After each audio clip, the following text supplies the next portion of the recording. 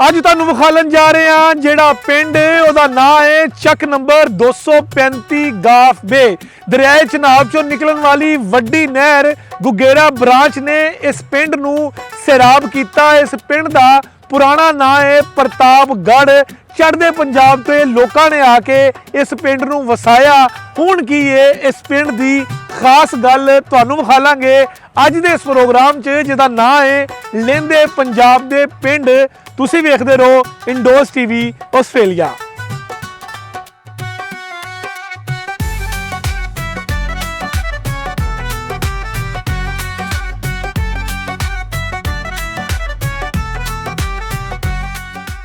ਪ੍ਰਤਾਪਗੜ੍ਹ ਦੇ ਲੋਕਾਂ ਦਾ ਆਪਸੀ ਮੁਹੱਬਤ ਤੇ ਭਾਈਚਾਰਾ ਇਹ ਬੇਮਿਸਾਲ। ਇਸ ਪਿੰਡ ਦੇ ਵਿੱਚ ਐਸਾ ਕਿਹੜਾ ਹੈ ਖਾਸ ਦਰਬਾਰ ਜਿਹਦੇ ਨਾਲ ਲੋਕਾਂ ਦੀ ਇਹ ਇੱਕ ਖਾਸ ਉਨਸੀਅਤ। ਇਸ ਤੋਂ ਇਲਾਵਾ ਇਸ ਪਿੰਡ ਦੇ ਵਿੱਚ ਇੱਕ ਚਰਚ ਵੀ ਮੌਜੂਦ।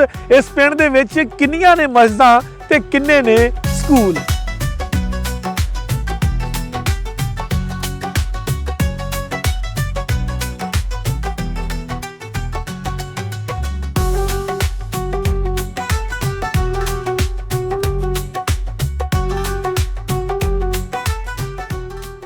ਜ਼ਿਲ੍ਹਾ ਲਾਇਲਪੁਰ ਦੀ ਸਭ ਤੋਂ ਵੱਡੀ ਤਹਿਸੀਲ ਜੜ੍ਹਾਂਵਾਲਾ ਦੇ ਕੋਲ ਵਸਦੇ ਇਸ ਪਿੰਡ ਦੇ ਵਿੱਚ ਕਿਹੜੀ ਹੈ ਸਭ ਤੋਂ ਵੱਡੀ ਬਰਾਦਰੀ। ਇਸ ਪਿੰਡ ਦੇ ਲੋਕਾਂ ਦਾ ਜ਼ਰੀਆ ਮਾਸ਼ ਹੈ ਵਾਈ ਬੀਜੀ। ਇਸ ਪਿੰਡ ਦੇ ਲੋਕਾਂ ਨੇ ਸਭ ਤੋਂ ਵੱਡੀ ਫਸਲ ਕਾਸ਼ਤ ਕੀਤੀ ਹੈ ਕਮਾਦ ਦੀ। ਹੋਰ ਇਸ ਪਿੰਡ ਦੇ ਵਿੱਚ ਕੀ ਹੈ ਖਾਸ ਤੁਹਾਨੂੰ ਵਿਖਾਲਾਂਗੇ।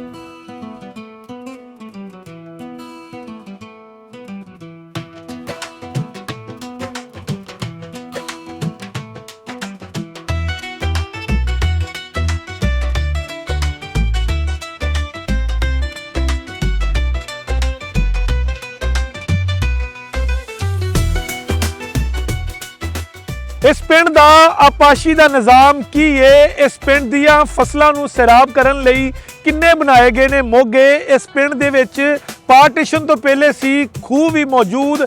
ਇਸ ਪਿੰਡ ਦੇ ਵਿੱਚ ਕਿੰਨੀਆਂ ਨੇ ਟੋਟਲ ਬਰਾਦਰੀਆਂ। ਸਭ ਤੋਂ ਵੱਡੀ ਬਰਾਦਰੀ ਹੈ ਕਿਹੜੀ, ਕਿੰਨੀ ਪੱਤੀ ਦੀਆਂ ਨੇ ਨੰਬਰਦਾਰੀਆਂ ਤੇ ਕੌਣ ਹੈ ਮੌਜੂਦਾ ਨੰਬਰਦਾਰ।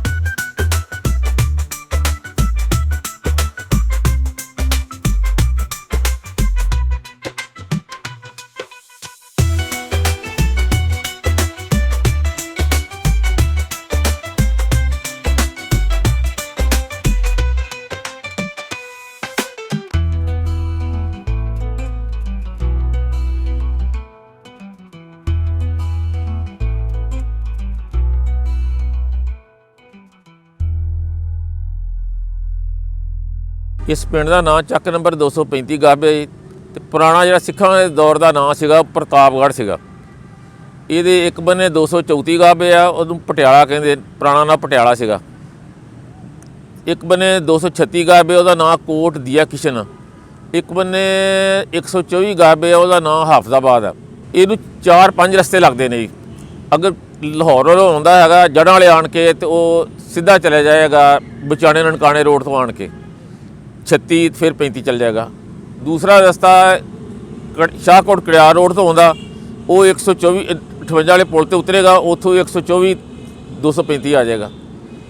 ਜੇ ਬਚਾਣੇ ਵੱਲੋਂ ਆਉਂਦਾ ਤੇ ਉਹ ਪਹਿਲਾਂ 233 ਆਏਗਾ, 233 ਦੇ 234 ਤੇ ਫਿਰ 235 ਆ ਜਾਏਗਾ।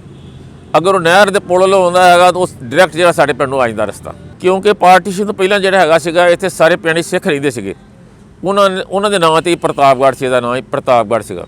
ਚੌਕ ਦੇ ਵਿੱਚ ਖੂਹ ਸੀਗਾ। ਨਹੀਂ, ਮੈਂ ਆਪ ਦੇਖਿਆ ਗਿਆ ਆਪਣੇ ਹੋਸ਼ ਦੇ ਵਿੱਚ, ਮੇਰੇ ਖੂਹ ਸੀਗਾ। ਖੂਹ ਤੋਂ ਲੋਕੀ ਪਾਣੀ ਭਰਦੇ ਹੁੰਦੇ ਸੀਗੇ। ਮਾਸ਼ਕੀ ਜਿਹੜੇ ਸੀਗੇ ਉਹ ਤੋਂ ਪਾਣੀ ਭਰ ਕੇ ਲੋਕਾਂ ਦੇ ਘਰਾਂ 'ਚ ਮਸ਼ਕਾਣਾ ਪਾਉਂਦੇ ਹੁੰਦੇ ਸੀਗੇ। ਫਿਰ ਆਸਤਾ ਆਸਤਾ ਜਿੱਦਾਂ ਬਿਜਲੀ ਆ ਗਈ, ਲੋਕਾਂ ਨੇ ਘਰਾਂ 'ਚ ਜਿਹੜੇ ਮੋਟਰਾਂ ਲਾ ਲਈਆਂ, ਆਸਤਾ ਆਸਤਾ ਜਿਹੜਾ ਸੀ ਉਹ ਖੂਹ ਖਤਮ ਹੋ ਗਿਆ। ਨਹੀਂ, ਇੱਥੇ ਕੋਈ ਨਹੀਂ ਸੀ, ਨਾ ਗੁਰਦੁਆਰਾ ਸੀ ਨਾ ਮੰਦਿਰ ਸੀ। ਇੱਕ ਮਸਜਿਦ ਸੀਗੀ ਮੁਸਲਮਾਨਾਂ ਦੀ। ਹੁਸ਼ਿਆਰਪੁਰ ਤੋਂ, ਫਿਰੋਜ਼ਪੁਰ ਤੋਂ, ਜਲੰਧਰ ਤੋਂ, ਗੁਰਦਾਸਪੁਰ ਤੋਂ, ਇਹਨਾਂ ਜ਼ਿਲ੍ਹਿਆਂ ਦੇ ਲੋਕ ਆਣ ਕੇ ਇੱਥੇ ਆਬਾਦ ਹੋਏ। ਮੇਰੇ ਅਬਾਓ ਇਦਾਦ ਜਿਹੜੇ ਸੀ ਇਹ ਵੀ ਜ਼ਿਲ੍ਹਾ ਜਲੰਧਰ ਤੋਂ ਆਏ ਸੀਗੇ। ਮਕਾਮੀ ਘਰ ਵੀ ਹੈ ਸੀ, 5-7 ਘਰ ਹੈ ਸੀਗੇ ਜਿਹੜੇ ਲੋਕ ਇੱਥੇ ਰਹਿਣ ਵਾਲੇ ਸੀਗੇ। ਖਰਲ ਸੀਗੇ, ਖਰਲ 2 ਘਰ ਰਾਈਆਂ ਦੇ ਸੀਗੇ, ਖਰਲਾ ਦੇ 5-4 ਘਰ ਸੀਗੇ। ਸਭ ਤੋਂ ਵੱਡੀ ਬਰਾਦਰੀ ਜਿਹੜੀ ਇਸ ਵੇਲੇ ਰਾਈਆਂ ਦੀ ਇੱਥੇ। ਰਾਜਪੂਤ ਰਹਿੰਦੇ ਨੇ, ਸੈਯਦ ਰਹਿੰਦੇ ਹੈਗੇ ਨੇ, ਛੋਟੀਆਂ ਕੌਮਾਂ ਹੈਗੀਆਂ ਨੇ, ਮੋਚੀ ਨੇ, ਤੇਲੀ ਨੇ। ਇਹ ਸ਼ੁਰੂ ਤੋਂ ਜਦੋਂ ਪਾਕਿਸਤਾਨ ਬਣਿਆ ਉਸ ਤੋਂ ਪਹਿਲਾਂ ਵੀ ਇਸ ਪਿੰਡ ਦਾ ਇੱਕ ਹੀ ਨੰਬਰਦਾਰ ਸੀ। ਮੇਰੇ ਦਾਦਾ ਜੀ ਜਿਹੜੇ ਸੀ ਇੰਡੀਆ 'ਚ ਨੰਬਰਦਾਰ ਸੀਗੇ। ਜਦੋਂ ਪਾਕਿਸਤਾਨ ਆ ਗਏ, ਪਾਕਿਸਤਾਨ ਫਿਰ ਆਣ ਕੇ ਉਹਨਾਂ ਨੂੰ ਨੰਬਰਦਾਰੀ ਮਿਲ ਗਈ। ਉਹਨਾਂ ਤੋਂ ਬਾਅਦ ਮੇਰਾ ਵਾਲਦ ਸਾਹਿਬ ਨੰਬਰਦਾਰ ਬਣ ਗਏ। ਮੇਰੇ ਵਾਲਦ ਸਾਹਿਬ ਦੀ ਡੈਥ ਤੋਂ ਬਾਅਦ ਮੈਂ ਨੰਬਰਦਾਰ ਬਣ ਗਿਆ।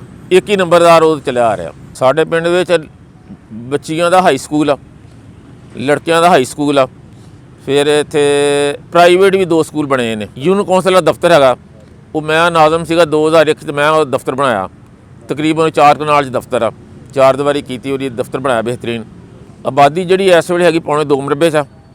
ਟੋਟਲ ਰਕਬਾ ਜਿਹੜਾ ਹੈਗਾ 46 ਮਰਬੇ ਆ ਪਿੰਡ ਦੇ, ਜਿਹਦੇ ਵਿੱਚ ਜਿਹੜਾ ਹੈਗਾ ਕੁਛ ਰਕਬਾ ਜਿਹੜਾ ਰੇਲਵੇ ਲਾਈਨ ਦੇ ਵਿੱਚ ਆਉਂਦਾ ਹੈਗਾ ਉਹ ਤਕਰੀਬਨ 5-6 ਮਰਬੇ ਨਿਕਲ ਜਾਂਦਾ ਹੈਗਾ। ਬਾਕੀ ਜਿਹੜਾ ਹੈਗਾ ਸਾਰਾ ਦਾ ਮਲਕੀਤੀ ਰਕਬਾ। ਲੋਕਾਂ ਦਾ ਜ਼ਰੀਆ ਮੁਆਸ਼ ਕੀ ਹੈਗਾ? ਪਿੰਡ ਦੀ ਸਭ ਤੋਂ ਵੱਡੀ ਫਸਲ ਕਿਹੜੀ ਹੈ? ਗੰਨਾ ਜੀ, ਕਿਉਂਕਿ 1965 ਤੋਂ ਇੱਥੇ ਜਿਹੜੀ ਹੈਗੀ ਸ਼ੂਗਰ ਮਿਲ ਜੜਾਂ ਲੱਗੀ ਆ, ਉਹ ਇਸ ਵਾਸਤੇ ਡਿਵੈਲਪਡ ਏਰੀਆ ਗੰਨੇ ਦਾ। ਜ਼ਰੀਆ ਮੁਆਸ਼ ਜਿਹੜਾ ਹੈਗਾ ਉਹ ਖੇਤੀਬਾੜੀ ਆ। 2 ਦਰਬਾਰ ਹੈ ਨੇ, ਇੱਕ ਕਬਰਸਤਾਨ 'ਚ ਬਣਿਆ, ਇੱਕ ਮਜਜ਼ੂਬ ਹੁੰਦਾ ਸੀ, ਉਹਦਾ ਦਰਬਾਰ ਬਣਾਤਾ ਲੋਕਾਂ ਨੇ ਆਪ ਹੀ। ਇੱਕ ਸਈਦ ਸੀਗਾ, ਉਹਦੀ ਪੀਰੀ ਮਰੀਦੀ ਸੀਗੀ, ਉਹ ਫੌਤ ਹੋ ਗਏ ਤਾਂ ਉਹਨਾਂ ਦਾ ਵੀ ਦਰਬਾਰ ਬਣਾਤਾ ਇੱਥੇ। ਉਹਨਾਂ ਦੀ ਪੀਰੀ ਮਰੀਦੀ ਕਾਫੀ ਹੈ।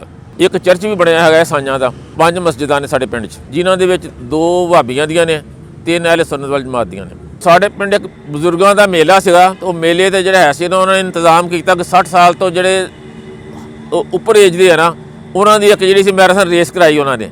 ਉਹ ਬੜਾ ਉਹਨਾਂ ਨੇ ਲੋਕਾਂ ਨੇ ਸ਼ੌਕ ਨਾਲ ਹਿੱਸਾ ਵਿੱਚ ਲਿਆ। ਚੌਕ ਦੇ ਵਿੱਚ ਹਰ ਰੋਜ਼ ਜਿਹੜੇ ਹੈਗੇ ਉਹ ਪਕੌੜੇ ਨਿਕਲਦੇ ਆ, ਜਲੇਬੀਆਂ ਨਿਕਲਦੀਆਂ ਨੇ, ਲੋਕ ਬੜੇ ਸ਼ੌਕ ਨਾਲ ਖਾਂਦੇ ਆ, ਚਾਹ ਵੀ ਪੀਂਦੇ ਜਾ ਕੇ ਉੱਥੇ। ਅਸੀਂ ਕੋਸ਼ਿਸ਼ ਕਰੀ ਦੀ ਆ ਜਿਹੜੇ ਪਿੰਡ ਦੇ ਮਸਾਇਲ ਆ ਨਾ ਪਿੰਡ 'ਚ ਹੀ ਖਤਮ ਹੋ ਜਾਣ। ਥਾਣਾ ਕਲਚਰ ਨੂੰ ਅਸੀਂ ਜਿਹੜਾ ਨਾ ਉਹ ਰੱਦ ਹੀ ਕਰਦੇ ਹਾਂ। ਦੁਸ਼ਮਣੀਆਂ ਵੱਧਦੀਆਂ ਨੇ, ਅਸਲਬਾਜ਼ੀਆਂ ਬਣ ਜਾਂਦੀਆਂ ਹੈਗੀਆਂ ਨੇ, ਕਤਲੋਗਾਰਾਂ ਤੱਕ ਨੌਬਤ ਆ ਜਾਂਦੀ ਆ। ਇਸ ਵਾਸਤੇ ਕੋਸ਼ਿਸ਼ ਕਰੀਦਾ ਕਿ ਪਿੰਡ ਦੇ ਮਸਲੇ ਜਿਹੜੇ ਹੈਗੇ ਪਿੰਡ 'ਚ ਹੀ ਹੱਲ ਹੋ ਜਾਣ। ਸਾਰੇ ਲੋਕ ਪਿਆਰ ਮੁਹੱਬਤ ਨਾਲ ਰਹਿੰਦੇ, ਕੋਈ ਕਤਲੋਗਾਰਤ ਨਹੀਂ, ਕੋਈ ਕਿਸੇ ਦੀ ਜਾਨੀ ਦੁਸ਼ਮਣੀ ਨਹੀਂ ਹੈ ਕਿਸੇ ਨਾਲ। ਆਪਣੀ ਨੀਂਦੇ ਸੌਂਦੇ ਨੇ, ਆਪਣੀ ਨੀਂਦੇ ਉੱਠਦੇ ਨੇ। ਅਖਲਾਕ ਪਿਆਰ ਮੁਹੱਬਤ ਨਾਲ ਕੋਈ ਦਿਨ ਦਿਹਾੜਾ ਹੋਵੇ, ਕਿਸੇ ਦੀ ਖੁਸ਼ੀ ਗਮੀ, ਉਹ ਸਾਰੇ ਇਕੱਠੇ ਹੋ ਜਾਂਦੇ ਨੇ।